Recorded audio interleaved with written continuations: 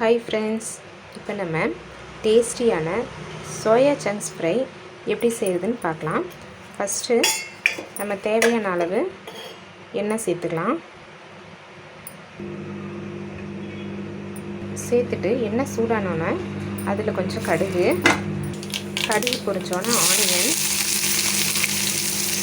Onion போட்டோன்னே கார்லிக்கை ஒரு 4-5 பல் நசுக்கி சேர்த்துக்கலாம்.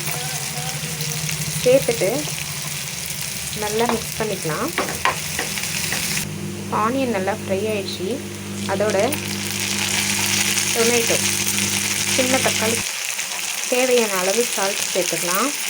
தேவையான அளவு மிளகாய்த்தூள், மஞ்சள் தூள், சிக்கன் மசாலா, கரம் மசாலா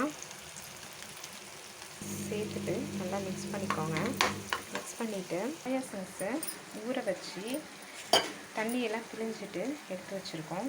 அதையும் இதில் சேர்த்துக்கலாம்.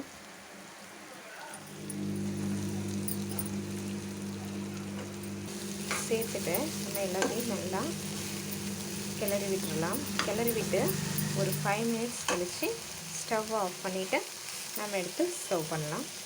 சுவையான டேஸ்டியான மீல் மேக்கர் கிரேவி ரெடி.